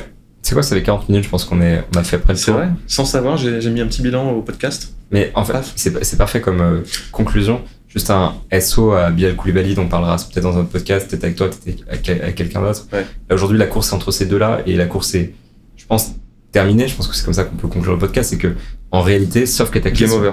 Si Victor se fait on n'a pas parlé effectivement, tu en parlé, mais de blessures, parce que tu parlais aussi de la carrière de Chet, mine de rien, tu vois, il commence sa première saison, il se blesse, c'est quand même une blessure importante au pied. Il faut voir aussi comment ça évolue avec le temps. Victor, je suis assez rassuré parce que j'ai vu au final cette saison par le taf qu'il met aussi, à quel point il est entouré là-dessus, et même je pense qu'aussi à la base, Victor, il a un corps quand même pour sa taille qui est assez extraordinaire. Et puis il y a la flexibilité, il y a la souplesse. Ouais, c'est ça. Mais quand tu lui demandes, il te dit que c'est aussi. Il m'a dit, voilà, j'ai de la chance d'être comme ça, comme si c'était un peu inné en fait. J'ai pas suivi toute sa vie, mais je pense qu'il y a un côté inné, ouais. Je pense qu'effectivement il y a un côté inné. Et c'est très rare pour un mec aussi grand d'être aussi souple quoi, de base. Il y a tout le travail qu'il fait avec Guillaume Alquier aussi. Travail énorme, bien sûr. Phénoménal. Ouais. Et ça c'est hyper rassurant, je veux dire, pour sa carrière, pour la suite. Chet, j'en sais pas assez. Mais voilà, je pense qu'il est solide. Peut-être moins que Victor. Enfin, le corps est moins injury prone de base que Victor, mais il y a moins de facteurs rassurants que Victor, mais je pense qu'il est solide aussi, ouais. T'as remarqué que tu parles de plus en plus en franglais maintenant que t'es à San Antonio ou pas? En fait, non, parce que je le faisais déjà avant. Donc, c'est vrai. Ouais. C'est la NBA en fait. Moi, c'est hyper dur, j'essaye de pas mettre trop de termes dans mes articles en anglais parce que putain, c'est tellement facile, tellement des mots plus simples en fait. La pensée française, pour la pensée américaine, c'est un mot et en français, c'est une phrase pour dire la même chose. Donc les gens ici, ils ont l'habitude, donc tu peux te lâcher. Très bien. Après, ils ont l'habitude de ça et en même temps, j'ai Antoine, mon collègue de Basket Session, qui prononce tous les noms de joueurs à la française et j'adore ça. Genre, quand il parle de Jrue Holiday, il dit Giroud Holiday ou Terry Rozier, c'est Terry Rozier. Et en fait, putain, elle est excellente celle-ci, Jrue Holiday. Des fois, on se moque de lui pour ça dans les commentaires, mais moi, je tiens à dire aux gens qui écoutent Basket Session, moi, je trouve que c'est romantique, que c'est passionnant et que c'est merveilleux. J'adore entendre parler de Terry Rozier. J'ai commencé à suivre le basket, j'étais tout petit, dans mon petit village vers Saint-Étienne, dans la Loire, peu importe. Et je me Désolé pour toi. Ouais, c'était dur. non, mais je joue au basket là-bas et tout, mais bref. Et la première fois que j'ai suivi un joueur que je trouvais extraordinaire aux Lakers, c'était Kobe Bryant. Et j'ai dit ça, je me rappelle, j'ai dit ça à mon grand frère en disant hey, t'as vu ce joueur, il est incroyable, Kobe Bryant. Il s'est foutu de ma gueule comme jamais. Quoi? Kobe Bryant? Ah voilà quoi. Je viens de loin moi aussi. Ah mais on a tous un petit chemin à faire et tout. Je pense que j'ai dû dire des dingueries aussi comme ça. Mais pour englober ce débat sur le rookie de l'année, ce que tu disais tout à l'heure, je pense que c'est ce que j'ai envie de retenir, c'est que en fait, Chet c'est une licorne, ce terme un petit peu galvaudé et tout, qui cette fois-ci est justifié. C'est un joueur au profil rare, c'est un joueur historique, etc. Comme tu l'as dit, Victor, c'est un ovni, c'est juste du jamais vu dans l'histoire de l'NBA. Si Victor était pas né, Chet aurait été le rookie de l'année, il n'y a pas de problème avec ça. Mais juste Victor est dans une catégorie à part, et t'as raison quand tu dis qu'il faut le comparer à la saison rookie de LeBron James, de Kareem Abdul-Jabbar, de Tim Duncan. En fait, de joueurs de ce calibre-là, de joueurs qui ont fini dans les hauteurs de l'histoire, au panthéon du basket, etc. Chet est un rookie historique, c'est ce rookie qui tous les 5 ans effectivement arrive. Victor, en fait on parle de génération et de prospect générationnel. Chet a ce talent générationnel quand même. On parle de génération plus courte, de 5 ans, de 10 ans, etc. Victor c'est tous les 20 ans. Donc je tiens à ressortir ces points de podcast que tu as sortis qui pour moi en fait résument cette course de rookie de l'année. Et sauf cette rupture des ligaments croisés de Victor qui lui fait manquer la fin de la saison, et j'espère ne pas le jinxer en disant ça, mais demain, Indiana prend un shoot, il retombe sur son... Je pense que je vais le genou qui part. Je vais supprimer cette partie du podcast parce que les gens vont me détester si ça arrive, mais sauf blessure qui lui fait manquer la fin de la saison, genre d'un coup, on parle vraiment de ça. Rookie de l'année en poche, on est d'accord? Game over. Game over. Donc, ton vote dans l'urne ira pour Victor. Le rôti, on va parler en français. Le rôti. Le rôti, c'est Victor.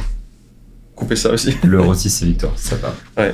Juste un dernier point, parce que on parle du rookie de l'année, donc ok, ça pas de souci, mais par contre, parlons juste des rookies quand même, parce qu'à long terme, on a parlé de la progression des deux, là, de Chet et Victor, mais il faudra quand même suivre aussi la progression des autres. Et moi, j'ai beaucoup suivi Scoot Anderson, en fait, parce que je l'ai vu aussi à la Summer League. C'est quoi, on peut prendre 5-10 minutes pour parler de ces profils-là, il n'y a pas de problème. Merveilleux. La dernière fois qu'on a fait un podcast en Blip, on a fait quoi, 1h20, un truc comme ça? On a déconné. Non, mais c'est important parce que là, on a quand même une vision court-termiste en se disant, voilà, Victor, Chet.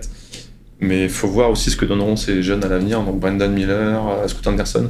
Mais Scoot Anderson, moi, je l'ai beaucoup suivi, j'ai vu pas mal je l'ai interviewé aussi, et j'ai beaucoup parlé aussi à Sidi Sissoko, qui a été son coéquipier dans la G-League Ignite. Et qu'il adore en plus. Tout le temps de sa story et tout ça. Ah, bien sûr, non seulement il s'adore, mais quand on parle à Sidi, lui, il compare beaucoup Victor à Scoot Anderson, en fait. Ouais. Que ce soit au niveau du niveau de jeu, justement, la mentalité, il a vachement insisté là-dessus quand moi je lui parlais en me disant c'est deux gros leaders de fou, les deux. Et lui, il serait pas surpris du tout que Scoot devienne un très grand joueur de basket. Donc voilà, on a vu qu'il a fait une saison pour l'instant, il y a eu des hauts et des bas, c'est normal aussi. Il a une saison de rookie qui est plus normale pour l'instant, mais voyons ce qu'il devient dans 3, 4, 5 ans, tu vois. Puis il y a eu un début difficile qu'il a un peu discrédité, mais en fait depuis 30 matchs, un truc comme ça, en fait Scoot est très très bon, enfin très très bon. Il est très bon pour un rookie en fait, c'est juste que les autres... Il est pas très adroit, mais sinon c'est ça, et puis même en fait tu regardes, c'est 31% à 3 points je crois, j'ai vu ça tout à l'heure. Et c'est de mieux en mieux, ouais. C'est pas... Puis du playmaking en plus, il a des vraies grosses stats aussi, il score et il passe aussi. Après moi j'ai peut-être surestimé Scoot parce que j'étais limite à un stade où je disais, c'est quoi les Spurs, ils auraient peut-être raison en fait de pas avoir le first pick, d'arriver deuxième, parce que ce qu'il faut c'est un leader offensif. En fait je voyais un monde de différence offensivement entre Victor et Scoot. Finalement, non. Tu vois, c'est ce problème toujours de... Toi, t'es Brian Wright, t'aurais choisi Scoot Anderson, quoi. Non, j'aurais pris Victor. Victor, c'était le premier choix de draft tous les jours, évidemment, tu vois, mais juste, je me suis dit, les Spurs avaient besoin d'un profil offensif plus qu'autre chose, d'un leader offensif et tout. Je voyais pas ça en Victor, et du coup, je surestimais Scoot dans la comparaison, alors que Victor, en fait, a cet avantage-là aussi, mais c'est vrai que Scoot, je pense, a le potentiel de devenir une superstar dans la ligue. Et puis, au-delà de Scoot, il y a le Koulibaly, on va rester dans les Français. Cette saison, elle est exceptionnelle de sa part. Défensivement, déjà, c'est assez énorme. Et offensivement, encore une fois, je pense que c'est beaucoup plus élevé que ce qu'on attendait. Et je sais pas si tu as eu la chance d'aller voir Bilal ou de lui parler, etc. cette saison. J'ai plus en tête la deadline. Et tous les Français des États-Unis cette année ont fait tellement de travail en fait sur les joueurs français que je sais plus qui a fait quoi. Mais non, moi justement, j'ai pas eu l'occasion. Je l'avais vu à la draft du coup. Je l'avais beaucoup suivi à la draft. J'ai fait pas mal d'articles sur lui à ce moment-là et interviewé sa famille aussi et tout. Non, là, je devais aller le voir cette saison et puis voilà, j'ai pas pu. Du coup. Oui, enfin. Mais on l'a fait du coup. L'équipe a fait un truc sur lui. Le magazine d'ailleurs, je crois aussi. L'équipe. Okay. Enfin bref, on a beaucoup couvert. Mais ouais, dans sa progression, elle est folle quoi.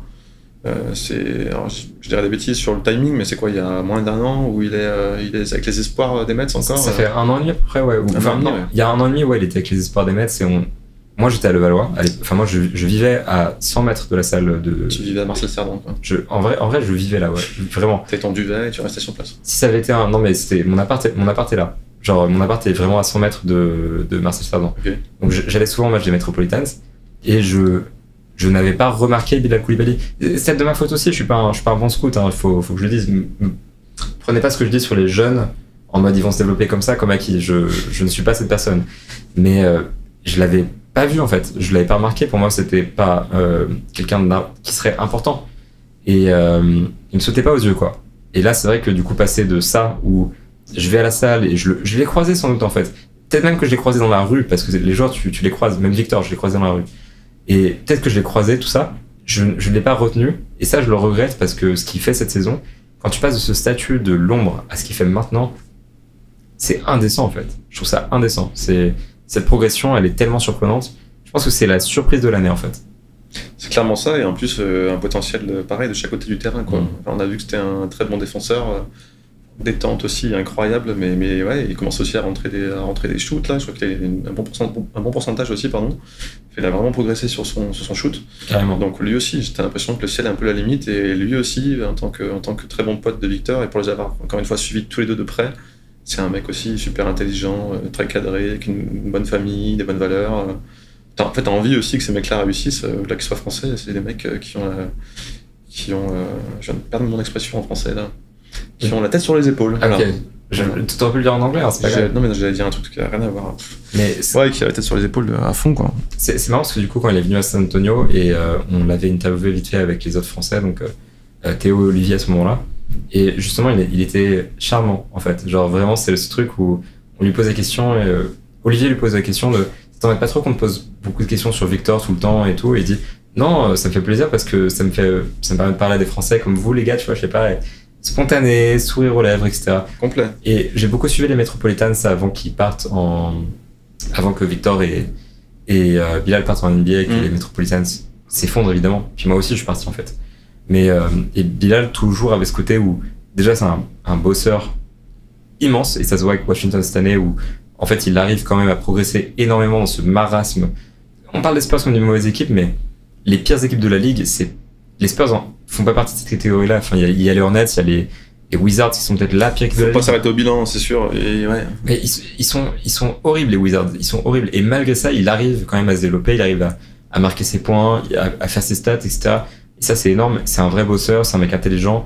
Je sais pas à quel point il a le potentiel d'être une star ou quoi que ce soit un jour. En tout cas, ça va être un super joueur, il n'y a pas de doute. C'est typiquement le genre de joueur où tu as envie d'être en 2024, tu as envie d'être en 2029, quoi. Ouais, de voir direct. Moi, 2029, là, en 5 ans, j'ai envie de voir ce qui va être, et je suis assez convaincu que ce sera une star, je sais pas, mais un très bon joueur de basket, tu vois, qui rentre ces stats-là. Ouais, sans aucun doute, il sera à un très très très bon niveau. Ouais. Et tu vois, moi, c'est la question que je me pose avec pas mal de rookies de la QV qui ne s'appellent pas Scoot, Chet ou Victor. C'est quel est le Brandon Miller en vrai aussi. C'est quel est le potentiel de star chez eux. Et Bilal, je trouve que c'est ce niveau-là où tu te poses la question est-ce que ça va devenir. Enfin, il peut échouer, hein, tout le monde peut échouer, Victor aussi, Chet aussi, etc. À quel point est-ce qu'il peut devenir une star? Et je trouve qu'il est justement cette limite où tu te dis son potentiel, ça va être celui d'un formidable joueur de complément, genre un Nicolas Batum plus, alors que Batum est déjà un super joueur de complément. Et en même temps, tu te dis pourquoi pas une star, quoi. C'est vrai que j'ai envie d'être en 2029 aussi pour avoir la réponse. Et j'enchaîne parce que sinon je vais l'oublier, parce qu'on l'oublie tout le temps, je trouve, dans la conversation. Mais Brandon Miller, beaucoup de personnes ont des doutes. Moi, j'ai pas beaucoup regardé la saison dernière à Alabama, mais les gens trouvaient que c'était un scandale qu'ils partent en deuxième position de la draft chez les Hornets. C'est ce qu'il fait cette saison. C'est exceptionnel aussi. Dans la modernité du profil dont on parlait par rapport à Chet et tout ça, il est juste là, grand, très technique, formidable, extrêmement moderne, efficace, un des meilleurs scoreurs de cette QV de rookie. Je pense en fait, le second rideau de rookie de l'année, enfin, derrière Chet et Victor, quoi, je veux dire, il fait partie de cette catégorie de joueurs qui sont brillants, super performants, impressionnants et qui montrent des choses. Enfin, je pense que lui, pour le coup, il a un potentiel de star. Je sais pas ce que t'en penses, mais... À l'université, il était comparé à KD. Je me souviens quand son jeu, en fait, parce que c'est quelqu'un qui est assez fin, très élancé. Ouais. Et en fait, moi, ce joueur-là, pour le coup, en tout cas, cette saison, je l'ai pas assez vu pour pouvoir en parler, donc je préfère pas en parler. Les Hornets, c'est dur, hein. J'ai pas regardé beaucoup de matchs. J'ai regardé 20 matchs max, les Hornets. Ouais, c'est sûr, ça fait pas rêver. Mais non, je sors du basket pour le coup, mais lui, c'est vrai que je l'ai vu en plus au Combine aussi, etc. J'ai vachement du mal avec ce gars-là tout simplement par son passif, judiciaire là. Et cette histoire, elle s'est tellement en travers, c'est tellement les gros problèmes aussi de l'Amérique. Pour le rappel, pour ceux qui ne savent pas, je pense que tout le monde sait déjà, suivre ce podcast. Mais il n'y a pas que des experts qui écoutent nos dips, t'inquiète pas. Non, mais il a participé quand même à une tuerie quoi, sur le campus de l'université d'Alabama. Donc c'est des faits. On sait que c'est lui qui a donné l'arme du crime en fait à un pote à lui qui a tué quelqu'un quoi. Et le mec n'a pas été inquiété par la justice quoi. Donc je trouve ça absolument fou. Et juste quelques mois après, il passe à la draft, il passe en 2 et personne ne lui pose des questions là-dessus. Et le mec aujourd'hui, enfin voilà, juste pour ça déjà par ce petit passif, moi j'ai vraiment du mal à le suivre et à me dire j'ai pas trop envie de parler de lui quoi. Tu vois. Ah, je suis d'accord avec toi. Hein. C'est aussi, je pense, pour ça qu'on en parle moins et que on en parle. Enfin, que moi j'en parle peu aussi parce que c'est quelque chose qui est important pour moi. Ouais, comme Miles Bridges, si on reste dans le cercle des Hornets, on n'a pas envie d'en parler parce que il y a le côté humain qui rattrape. Mais c'est vrai que je pense qu'un jour je ferai un podcast peut-être sur l'impunité des athlètes au niveau universitaire, lycéen, etc. Et ça tombe là-dedans en fait. C'est vrai que on a parlé de l'aspect humain, je pense, de Bilal, de Victor, qui sont des personnes très chaleureuses, très sympas et tout. T'as envie de les apprécier. Chet a aussi ce côté cool. School est très charismatique. Tous ces gens-là, en fait, ont cette énergie-là. Miller, c'est celui qui manque dans le haut du panier de ce truc-là parce que, effectivement, c'est dur d'apprécier le joueur qui a fourni l'arme qui a servi à tuer une femme. Donc, ouais, non, je suis d'accord. C'est quelque chose qui est important à noter. C'est bien que tu le fasses parce que je l'aurais pas fait sincèrement, donc pas mal. Ça fait un moment que j'aurais aimé écrire là-dessus, j'ai pas pu, donc voilà. Je profite de cette plateforme pour. Et en plus, mais c'est même pas que ça. En plus, je pense que c'est même pas que l'impunité des sportifs. En plus, c'est juste le problème aussi des lois américaines selon les États. Bien sûr. J'ai plus le dossier en tête, mais de mémoire, là, pour le coup, voilà, c'est pas répréhensible par la loi dans l'Alabama, pardon, sur le fait que voilà, tu donnes de l'arme, mais c'est pas toi qui as tué, donc pas de souci. Alors ça c'est un débat plus profond, je trouve. Non, je suis d'accord. Mais il y a aussi ce côté où il y a quand même un vrai souci avec les armes à feu dans ce pays et les lois. Et Ja Morant, si tu nous écoutes.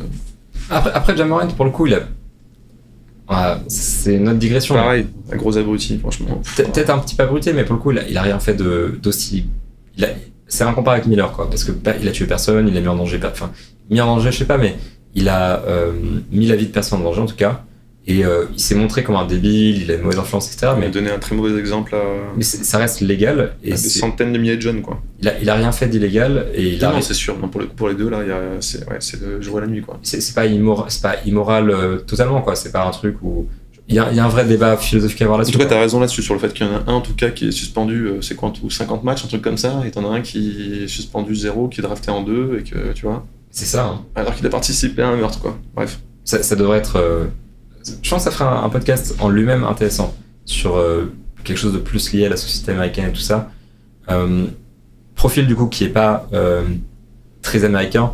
Et le dernier, je pense qu'on peut aborder dans les rookies, celui de je sais jamais, je suis désolé, je mets pas le son quand j'écoute les matchs. Je regarde la caméra quand je m'excuse, tu vois, c'est toujours ça.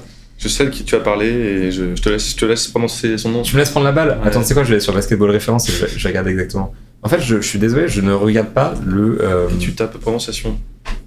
Podziemski ? Ah non, non, mais c'est vrai que c'est quoi, j'aurais pu parler de Podziemski. J'ai pas de doute sur lui parce que j'ai entendu son nom quand il était à Santa Clara l'année dernière. Parce que lui aussi, pour le coup, très bon rookie qui monte en puissance aussi. Hein. Putain, c'est ça. Qui a piqué la place de Clay dans l'enceinte de départ. Ah mais formidable. Il y a un article sur Basket Session en plus qui est disponible et je vous invite à le lire. Sur le côté où il provoque bien les fautes offensives, il comprend bien le jeu. Intellectuellement, c'est un mec qui est au-dessus. Ouais. Parce qu'on peut parler de lui aussi, il n'y a pas de problème. Et je pense que c'est un joueur qui sera dans la All Rookie, enfin dans une des All Rookie Team et qui montre un niveau de maturité et un niveau de performance qui est pareil, bien supérieur à ce qu'on attendait. Ouais. Je sais pas si tu l'as beaucoup vu. Tu voulais parler de qui toi ? Moi, je pensais et c'est pour ça que j'ai jamais fait espagnol en fait au collège et tout. Je pense à du coup Rémé. Ah oui, Jaime Vasquez. Raquez. Raquez, pardon, putain. Je sais pas, Non, Jaime Raquez, ouais, effectivement, ouais. Je fonctionne avec la prononciation affichée sur Basketball Référence, mais. C'est bien Jaime ou pas ? Non. C'est Jaime, apparemment. C'est J-A-I-M-E ? Enfin, oui, du coup, c'est écrit J-A-I-M-E, ouais. Voilà, j'ai un pote à San Antonio qui s'appelle pareil. C'est vrai ? Et je suis venu le voir la première fois en lui disant Rémé, ça va ? Il m'a dit non, Jaime, tu vois. Ah, ok. Donc tu prononces le R et tu dis Jaime. Ok, Jaime, du coup. Jaime Raquez, j'imagine que c'est comment on dit. Je suis désolé, hein, c'est. On va se donner notre gueule complet là, mais. Mais c'est pas grave, on prend des risques. Mais voilà, Jaime Raquez. Ouais. C'est mieux que de l'appeler Jamie Jacquet, quoi. mais ouais, putain, mais lui aussi, pour le coup, hyper surpris. Il a été drafté en combien, lui, d'ailleurs ? Il a été drafté en 18ème. À 18, quand même, tu vois. Après, lui, c'est un peu comme. J'ai juste pensé à une chose, c'est qu'il est dans le meilleur. Un peu comme Victor, quoi, finalement. Il est dans le meilleur environnement possible à Miami, là. Franchement, ça bosse extrêmement bien. Les mecs arrivent toujours à sortir des joueurs, à développer aussi des joueurs. Donc, je pense que ça a peut-être dû l'aider aussi dans sa progression. Même si en général, quand t'es un rookie là-bas ou que t'es un jeune, tu lui mets un peu plus de temps à avoir du temps de jeu, à gagner la confiance du coach. Mais franchement, ouais, pour l'instant, il est surprenant. Et puis c'est sympa de le voir tout de suite au concours de dunk aussi, mine de rien. Plutôt, même si bon, le concours était pas top en lui-même. Mais il y a. En l'occurrence, c'est aussi l'avantage quand tu arrives, tu as 22 ans. Là maintenant, il en a 23, mais il a 22 ans quand il est arrivé en NBA, c'est qu'il a eu le temps de se préparer vraiment à la NBA. Donc je pense qu'il y a ça aussi qui se voit aujourd'hui quand tu le vois jouer. Et en fait, c'est le mix de ce côté expérience qu'il apporte et le cadre collectif. Ils avaient besoin d'un joueur comme lui, justement. Ils avaient besoin d'un profil ailier pour remplacer les profils qu'ils avaient perdus pendant l'été, les Max Strus, même Gabe Vincent qui apportait du shoot, etc. Ils avaient besoin d'avoir un profil comme lui, et en fait, c'est le bon joueur pour Miami, lui, c'est le bon endroit pour lui, c'est énorme. Et en fait, cette classe de rookie, elle est exceptionnelle, parce que quand tu regardes, donc, tu as Victor et Chet qui sont vraiment les stars parmi les stars, des graines de stars potentielles avec Scoot, avec Miller, etc. Des joueurs qui sont formidables, on va se poser la question, comme Bilal, comme du coup Ray May, impeccable. Et du coup Podziemski aussi qui est formidable. En fait, il y a une profondeur de fou. Et Victor et Chet, c'est juste les arbres, très grands arbres en l'occurrence, mais qui cachent la forêt, quoi. Et c'est ça qui est dingue. Puis même on n'a pas le temps de parler de tout le monde parce que ça va faire 2 heures, mais on a des Français qui sont aussi arrivés en NBA cette année, Ryan Rupert et Sissoko, donc il faudrait faire le bilan de ces 4. Et puis même quand je regarde plus loin dans la draft, il y a des joueurs qui sont peut-être moins intéressants directement, mais qui ont quand même qui ont un bon apport dans leur équipe. J'ai plus tous les noms en tête parce qu'il y a tellement de joueurs qui ont un impact dans cette draft, en fait, c'est assez ouf. Mais en tout cas, la classe de draft en elle-même, elle est phénoménale. Je pense qu'être rookie de l'année de ces classes de draft, ou même être dans la All Rookie Team, comme ce sera le cas pour tous les joueurs que je viens d'évoquer, c'est un accomplissement qui restera assez impressionnant, en fait, quand tu regardes avec le contexte. Complètement. C'est une super classe aussi, du coup, française pour nous. Et quand on se dit que la prochaine, elle va sûrement être cool, aussi cool, ou peut-être encore plus, il y a au moins peut-être 3 Français.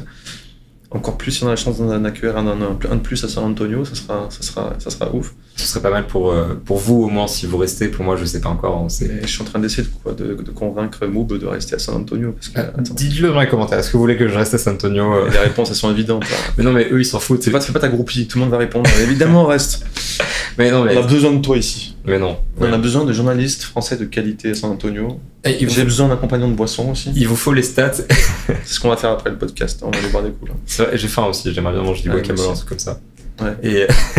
mais non, mais franchement, enfin, moi j'étais, pour la petite histoire, pour ceux qui me connaissent pas du tout, j'étais à New York avant. Je suis resté, ça fait presque 7 ans que je suis là déjà.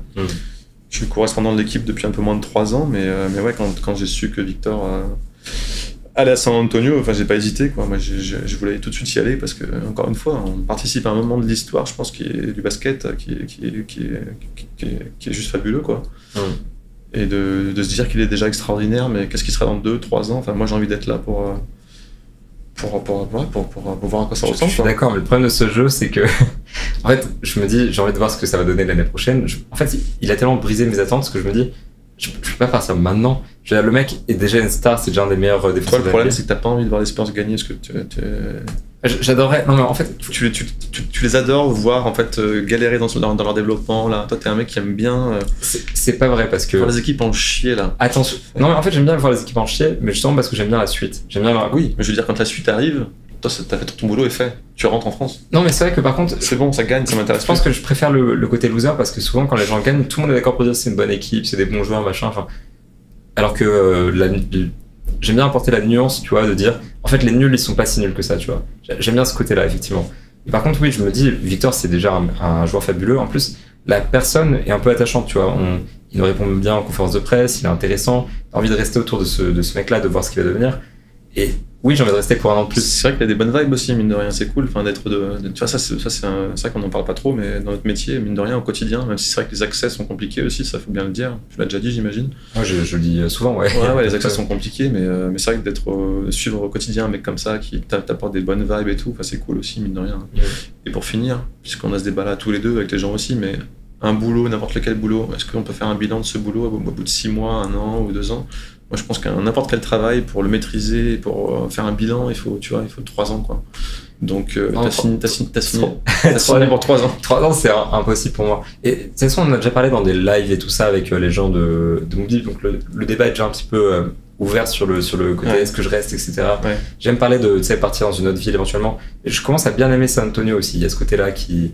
Moi, je kiffe cette ville, j'adore le climat, la bouffe, les gens, etc.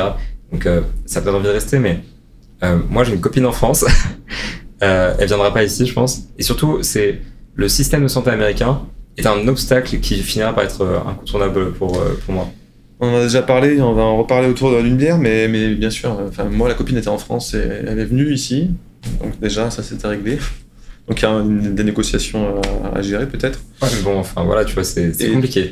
Mais t'as raison pour le système de santé. En plus, je suis en plein dedans avec les opérations que j'ai eues après l'accident. Là, je suis revenu ici et je dois, voilà, j'ai une assurance santé américaine et tout, mais ils prennent très peu de choses. Bref, Non, c'est un enfer. Non, mais tu sais quoi, je pense que c'est. Je suis fatigué là. Je commence à avoir mal justement. Je vous cache pas que les dessous, c'est qu'en fait, je commence à avoir mal à l'épaule. Je me suis cassé l'épaule, je me suis cassé le poignet. Mais non, en gros, faut que je sorte des sous de ma poche à fond, quoi. Donc ça fait clairement chier aux US. Le système est compliqué, quoi. Ça c'est sûr. Par rapport à ça, ouais, c'est chiant. C'est tout ça qui me dissuade en fait. C'est moi, si les Spurs soient déménagés à Paris, tu vois, ce serait parfait, tu vois, j'aimerais bien. Ouais. Ou si les États-Unis pouvaient changer de système de santé. En fait, c'est la politique le problème. Enfin voilà, on me dit c'est politique maintenant. C'est vraiment la politique américaine de manière générale qui dérange ma copine par exemple. Et c'est la politique sur le système de santé, mais je parle pas de décisions qui ont été prises dans les 5-10 dernières années. Je parle du système global effectivement, bien sûr, qui pour moi est totalement handicapant parce que si je devais rester ici, je devrais débourser des milliers de dollars de ma poche ou alors faire des allers-retours avec la France. Donc c'est vrai que c'est un petit peu ça l'obstacle, mais soyez rassurés les gens qui nous écoutent. On aime bien et si je pars un moment ou un autre, ce sera pas pour des raisons Victor Wembanyamesques, ce sera pas à cause des Spurs. Ce sera pas à cause des Spurs et ce sera vraiment par rapport aux États-Unis et tout ça. Mais on verra. Peut-être que l'année prochaine, il y aura des Mook Deep entre Français aussi. Mais ce qui est sûr, c'est qu'on est tous pareils sur le fait que, je pense, pour parler avec pas mal de Français qui vivent ici, c'est que quand t'es fan de basket, évidemment, il n'y a pas mieux parce que tu as envie de la NBA de l'intérieur. Donc c'est un peu le rêve de beaucoup de gens, j'imagine, qui nous écoutent, qui nous regardent. Et moi, c'était mon rêve aussi depuis que je suis tout petit. Donc ça, c'est un kiff extraordinaire. Il y a plein de points positifs aussi dans la société américaine, sur les gens, leur positivisme et tout. Et en même temps, il y a tout ce côté aussi assez insupportable et dur à vivre. Et on est toujours un peu entre les deux en se disant mais qu'est-ce qu'on fout ici? C'est n'importe quoi. Comment les gens mangent, au niveau aussi du climat et tout, ils font n'importe quoi. Donc voilà, on est toujours un peu dans une dichotomie un peu entre les deux, mais bon, quand on est fan de basket et qu'on est encore un peu jeune et un peu en santé encore, pour moi pour l'instant j'ai envie de rester, quoi. Guillemets, parce que ouais, santé, toi. Les blessures, et moi j'ai 80 ans physiquement, donc ouais, mais je suis pas loin, je te suis pas loin. mais voilà, en tout cas, ouais, non, San Antonio c'est cool quand même. Puis il y a ce côté un peu mexicain, moi que j'aime bien justement latino les gens qui viennent du Mexique sont généralement mes amis à San Antonio. Ouais. Je me suis fait plus d'amis mexicains ou hispaniques de manière générale que d'amis qui sont américains, qui sont nés aux États-Unis ou qui en fait, moi, je suis pote avec les gens qui ont traversé la frontière, quoi. Ouais. Mais c'est le côté cool avec San Antonio. On a une histoire un peu commune, des points communs, quoi. Oui, ouais, après, c'est pas la même chose d'immigrer du Mexique et de la France, mais... Pardon. Je pense que la culture aussi est un peu plus proche et tout. Depuis que je vis aux US, je suis allé plusieurs fois au Mexique, tu vois, j'ai un peu fait différentes régions, et là-bas, il y a une vraie culture, justement, latine, un peu comme nous, de sortir, de boire des coups, de refaire le monde. Ça, c'est pas mon truc, mais je comprends, ouais. Non, mais ce qu'on fait là, en fait, de débattre et de refaire le monde, en fait. Voilà, refaire le monde, par exemple. L'Américain refait très peu le monde, tu vois. L'Américain, il a une schedule qui est remplie, il faut avancer, c'est des bulldozers, quoi, un peu. Moi, tu vois, c'est le côté que j'aime bien. Mais c'est très vrai, hein. C'est le côté que j'aime bien, tu vois. Moi, ouais, mais tu sais pourquoi? Parce que nous, justement, Français, on est trop, justement, je pense qu'on est un peu trop branleurs, si tu veux, trop dans la réflexion et pas assez dans l'action. Et j'ai toujours dit ça quand je croise des gens ou des Français, où j'explique un peu quand t'es expatrié, en fait. Pour moi, l'expatrié, c'est le meilleur français possible parce que t'as pris tout le mieux de la France, tout le meilleur, en fait, et tu prends le meilleur de la société américaine aussi, enfin, je pense. Hein. En tout cas, dans les gens que j'ai rencontrés, Les expats français sont souvent top parce qu'ils sont un peu entre les deux, tu vois. Moi, j'arrive pas à m'entendre avec les expats généralement parce que. Ah ouais. Ouais, en plus, la plupart, ils parlent que de leur expatriation. Genre, ils parlent que des États-Unis. En fait, tu me détestes. Voilà, tu me détestes. Non, mais écoute, on va pas encore se battre, tu vois, je t'ai déjà mis mal. On va pas recommencer. C'est à cause de lui tout ça, je vous le dis, moi. On connaissait pas l'histoire, mais on peut la raconter. Hein. C'est quoi, je pense qu'on va conclure là-dessus parce que je sens qu'on peut digresser pendant super longtemps. Ça fait 1h10 de podcast, c'est pas mal. Ouais. Donc déjà, merci beaucoup à toi pour avoir discuté avec moi. Merci à toi. Attends, ça fait un petit moment qu'on avait dit qu'on allait faire ce podcast ensemble et je suis enfin content qu'on puisse réussir à le faire. Donc voilà, j'espère que on aura l'occasion d'en rediscuter ensemble à l'avenir, d'en refaire et j'espère que tu vas rester aussi. Puis, dites-moi dans les commentaires si vous voulez que Maxime revienne. Si vous voulez pas, je le ramène jamais, y a pas de problème. Yikes, comme on dit ici. Big yikes. Non mais vraiment merci à toi. Puis de toute façon, on se quitte pour les formalités du podcast, mais de toute façon après, on se quitte pas pour de vrai. Et je rappelle du coup pour les gens, on est dimanche du coup quand le podcast sort. Donc toute la semaine, le CQFR avec Shai et Antoine, le podcast de Basket Session lundi. Et surtout, oubliez pas, parce que c'est le thème du moment et que c'est lié en plus au sujet, le MOOC sur les Spurs, le MOOC numéro 14 est disponible sur notre site. Je mets le lien dans la bio comme toujours. Je maintiens, c'est un projet qui est important pour nous, donc allez voir ça, allez vous informer là-dessus et potentiellement commandez-le, j'ai envie de dire. Et puis allez lire le travail du coup de Maxime aussi chez l'équipe, qui fait beaucoup d'articles sur Victor, sur les Spurs. Sur l'NBA de manière générale, t'as fait aussi un petit peu des trucs à Dallas notamment et tout. Ouais. En tout cas, il y a des choses très intéressantes à voir dans ton travail aussi, donc allez checker ça. Enfin, je dis ça en mode, faut donner de la force à ce petit média là, tu vois, l'équipe. Bah ouais, on est en train de se développer, on se fait connaître, quoi, donc n'hésitez pas à aller. J'aime bien voir des médias qui émergent comme ça, des petits médias. Ouais. C'est cool, parce qu'on peut, quoi. Je donne de la force comme ça, j'aime bien donner de la force à des petits projets qui sont intéressants. Ce gars-là, il aura une grande carrière, il a déjà une grande carrière, mais voilà, franchement, sincèrement, c'était un plaisir d'être là aussi parce que on se dit pas souvent ça, mais j'en profite parce qu'on est en podcast et tout, mais enfin voilà, je suis content de t'avoir rencontré parce que déjà t'es hyper calé sur la NBA, franchement, t'es un passionné de fou, et tu bosses bien, tu bosses très bien même, donc franchement, bonne continuation. Mais merci, j'aime bien ta vibe. Et maintenant, happy hour, c'est ça qui est important. Je peux vraiment. Je pense qu'il est vraiment l'heure de. On m'avait quand même promis on m'a dit podcast, Maxime, tu viens, mais parce qu'après il y a happy hour. Non, moi je suis venu pour ça avant tout. C'était la condition sine qua non. Exactement. Et donc là-dessus, on vous dit du coup, bonne santé à tous et bon apéro pour ceux qui nous regardent avec l'esprit festif. Puis on se dit à la semaine prochaine pour un prochain épisode de Mook Deep. Je sais pas encore le thème, on verra bien.